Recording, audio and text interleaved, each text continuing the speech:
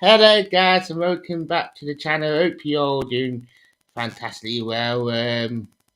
Well, back with a match preview, and to my left, I've got Wadso. Hello. If you see there. Hello. So we're having a bit some malfunctioning. Got a bit of a lag there, I think. Are you there? Yeah. Bit of a technical start there. I'm fine. Yeah, it's good to have a match day again. Oh, it is. I mean, Fulham at home. We haven't had a game for nearly 2 weeks. I mean, you think this break might have helped us, especially after that defeat against Bournemouth? Yeah, I think you can look at it in a few ways. I think having that extra time with the squad, and you can have players like Mangala are available now, and I don't think Nick Carter will be able to play, but he's probably a step closer than what he would have been, which is great. These players can get to know each other a bit better. It's all positive in that sense. And at the same time, I suppose you could say, get a game as soon as possible, put it right. Having that extra week might have been a bit frustrating. But I think you probably see it in a good way, to be honest. But yeah, it's a huge game. It's a bit like the Bournemouth match. It has a bit of a championship feel about it, because we were obviously in the same division last year. Because I think Fulham are looking a really, really strong team now, and for once they might actually survive when they come up to the Premier League, which would be good, to be honest, to see them stay up for once. And I don't think it's going to be easy. I mean, they beat us last season at home very convincingly, but away we obviously put in that fantastic performance at Craven Cottage. It was, for me, the night that I really, really started to believe that we'll go up, to be honest. It was just that big of a performance. But I think both of us have quite drastically changed, particularly Forest, in terms of personnel. And I think Fulham have got even stronger. And it'll be a real test for us. I don't think anyone will be quite as complacent as what we were for Bournemouth. But we can't go into it with that mentality at all. We've got to get the lineup right, unlike last time. And we certainly got to get the approach right as well. And I think we stand every chance. And, we've got to avoid defeat at the very least. Maybe early days, but I think 4 defeats in a row would be really not very good for morale. I think you looking at City and Spurs. Spurs, we played well. We were just unlucky. But Harry Kane played for them. City, and that was always going to be a hammering, really. Bournemouth was obviously a low for us. So I think the Bournemouth game kind of really dictates the mood of the club quite heavily, more than it needs to be honest. I don't think we can't just look at that game and let it define us. But yeah, it'll be a good game hopefully, and it'll be a tough one for us as well. Yeah, definitely, and I don't being too negative on the game. I mean, that second half weren't the best, but I don't know if you sense it as well. But the atmosphere, we got behind them, but it was very. It wasn't like it has been back in the last season. This season, it weren't. They were behind them, but I don't know if because with it being Bournemouth, we were too expectant on us to win, and the second half didn't help at all. To be fair, if that makes sense. No, I totally agree. I've been saying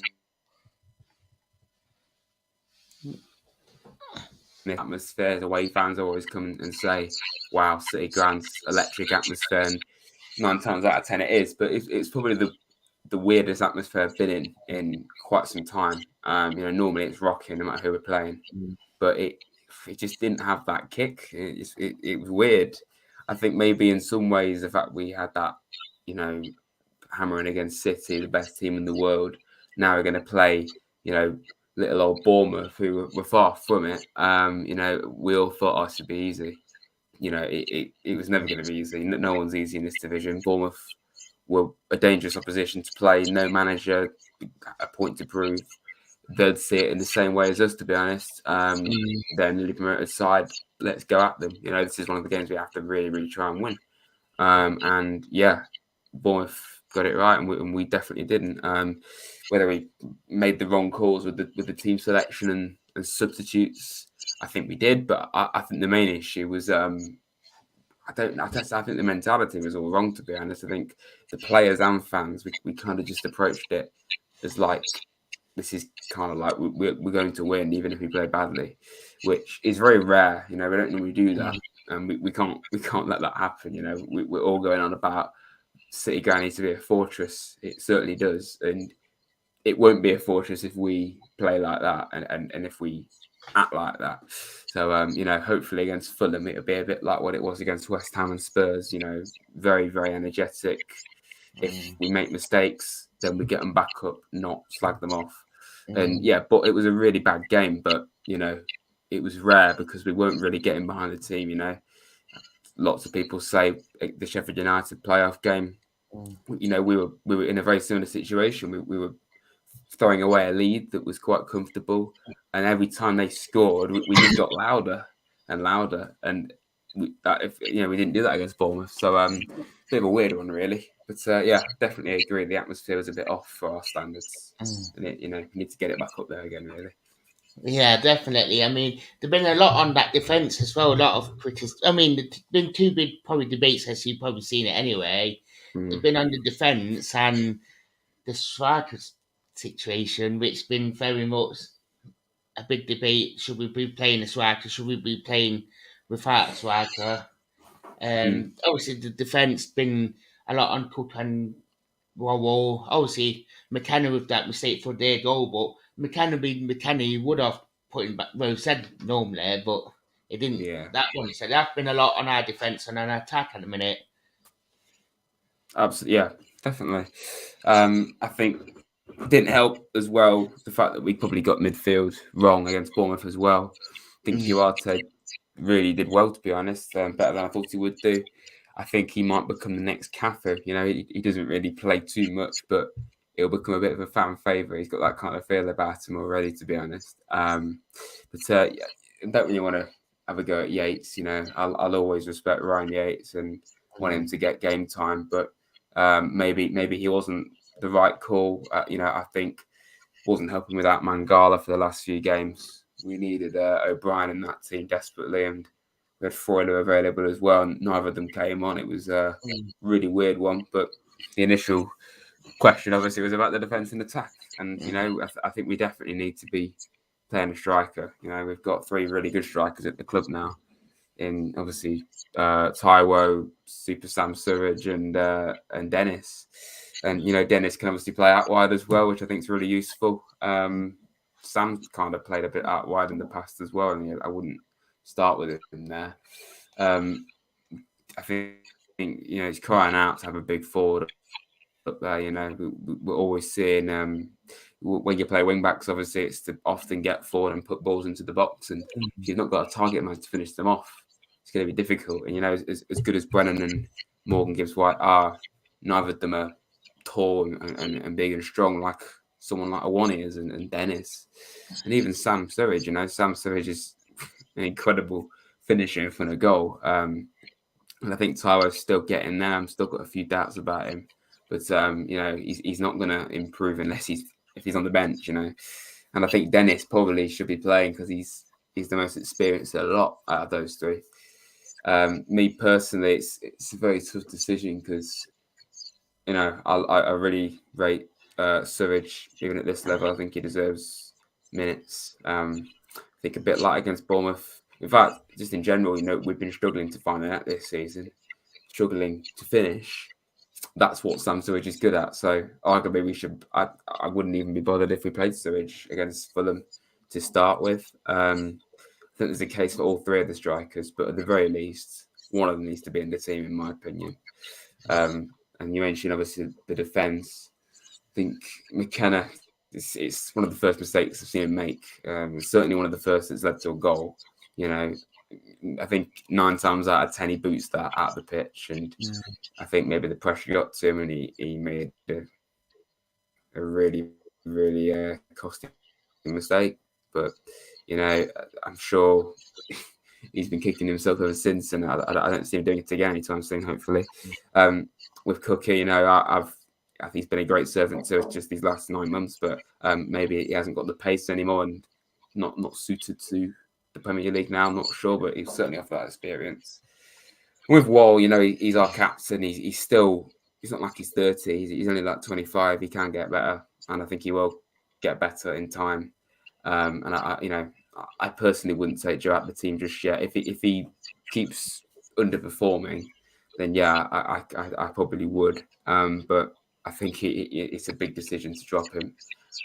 He's our leader, but I think I would definitely put someone else in the middle if we're going to play a three, whether that is Bolly or Bardet, who we've not even seen play yet, or maybe even try Bianco now instead, which I think, given the fact we've now got Aurier in as backup for Williams, we don't have that risk anymore about playing Bianco as a centre back, because obviously he was the only backup we had to Nico. So I think we have the freedom now to do that. So yeah, I'd stick with Warren McKenna, but we definitely need someone else in the middle of them, in my opinion. But yeah, there's lots of scenarios, I think, really. And that is a good thing as well. And I did say earlier that Mangala, Super Cooper using this, he had a setback thing on Mangala, so we don't know if he's doing his usual, get his magic sponge out. Well, I mean, I wouldn't be surprised if Mangala was in the starting 11 tomorrow, especially after Cooper saying that. He was training obviously about a week ago, so Mangala's, I think, already proven that he's going to be really important to us. Who's next to him, I think. I'd personally go with O'Brien, but then you got Remo Freuler as well, who's more than good enough to play. And obviously on top of that, you got Cuarte and Yates, and I don't see Colback really starting, but he's an option as well. It's unbelievable the amount of options we got there now. Yeah, it's really good, and it's really good to have as well. Definitely. Especially, I mean, Fulham's got mixed fits, and we all know how good he is. He's breaking all them records last season. They got Harry Wilson as well, who's ex Derby reject and that, but yeah, that's another thing. But yeah, they've got mixed fits who honestly they can score goals like probably like tappings and that. I mean, I think the way we look at this really is, the last two games, well, before Bournemouth, we played Haaland and Harry Kane, so we shouldn't really be too scared of Mitrovic. But I kind of am, because I think he's just that kind of striker. Like, he's incredible forward, and I think if he was someone other than Fulham, he'd probably get even more of a spotlight. I'm kind of surprised he's still with them, because I think especially now he's starting to prove himself in the Premier League. He certainly won't be going back down to the Championship again, I don't think, because he's a deadly striker, over 100 goals for Fulham. Insane amount of goals last season, and he's just such a composed forward, and one mistake and he'll punish you. And he stood against us twice last season at the City Ground, at home, away. Actually, I think we contained him really well when we beat them 1-0, which was one of the best performances of last season, I'd say. Defensively, were just incredible. I think Wall, McKenna, Cook, all them, the defenders dealt with him really well, and hopefully they can do that again tomorrow. Yeah, definitely. Obviously, most of the international players been announced. Obviously, Lodi been called up, the usual trio for Wales, and even Dean Henderson been called up. First player to get a call up since Stevie Stone back in '96. So there's some positive. It's mad. It's mad. I just, as a younger fan, I've never known Forest and England clash. Obviously, Forest my club, and I follow England when it's tournaments and that, and I've never ever equated for any Forest player with England before. And I had a feeling Dino would get in, especially with Pickford's injury. And he fully deserves it. He's been outstanding for us. And yeah, it's crazy to see him in the England senior team. And I honestly think, especially because these two games friendlies, he actually stands a chance of playing. And yeah, he's not a full-on Forest player because he's on loan, but he plays for Nottingham Forest right now, and I think he's a very good chance to stay with us. So yeah, he fully deserves it. And Nico and Brennan, Hennessy, obviously, actually get a bit of game time with Wales and not with Forest. And obviously, Lodi getting called up to Brazil, which is incredibly high caliber team. Obviously, McKenna going to Scotland. Yeah, it's great. Love seeing it. Obviously, it might give Kane and Rice some penalty tips as well. And I'd take penalty. Yeah, I mean that's one of the few times Kane's missed, but yeah, I think you're not going to get past Dino. But yeah, I do agree. But it will be interesting to say the least with them. And I forgot what I was saying there. Man gone blank. But yeah, I mean, I know that we're not a stand. We do kick off the weekend. I think there are 2 Premier League games tomorrow night as well. Yeah, there's Villa v Southampton as well. So kicking off the Premier League on a Friday. Yeah. But I mean, you said about we got 3 defeats on the track. Would it be nice just to end this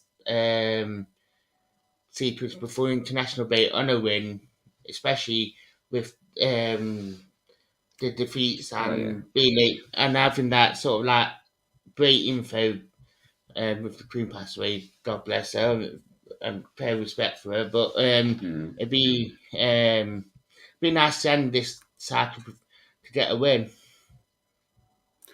Yeah, 100%. We need it big time.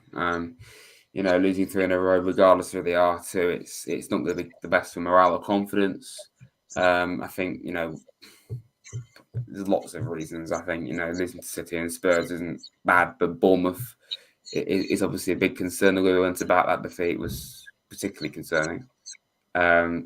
Especially having a week away unexpectedly, and they come back and play Fulham at home on a Friday under the lights. It's a Fulham side that win the same division as us last year, but they're looking a really strong team so far this season.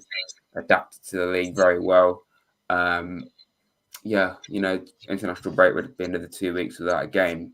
I don't think it would be very good for the whole feel good factor. It would kind of be pushed away a little bit, having lost 4 in a row.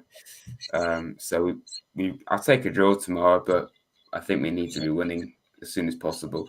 And hopefully they won't get sacked. But obviously we've got Leicester and Villa after that, who are in a really bad place, particularly Leicester. And I think they're big opportunities, massive opportunities to get points. There's like Wolves and Brighton coming up. There's some really interesting games, all of them difficult, but I don't think any of them are impossible to get points from. So we just got to take it as it comes, really. Yeah, definitely. I was going to ask you the score prediction. Obviously, would you take a draw? Yes, I would. I think Fulham are not Bournemouth. Last season, Fulham were considerably better than them, in my opinion, and they definitely are now. Bournemouth were great against us the other week, but I think Fulham are a lot more high caliber. They've got some excellent players. Fulham signed really well in the summer, and they're more used to this league than us. So I think it'll be an interesting game. Really, I think we can take a draw in this situation, but like I say, we need a win, really, don't we, as soon as possible. Definitely. Yeah. What did you say about your socials? Yeah. Please follow me on Twitter, everyone. That'd be great. As well as my Instagram and more than anything, my YouTube channel, Rads, for plenty of Forest content and all that good stuff. So please come over. Yeah. Do it on them socials and YouTube channel as per usual. Yeah. So I like to say thank you for watching, guys.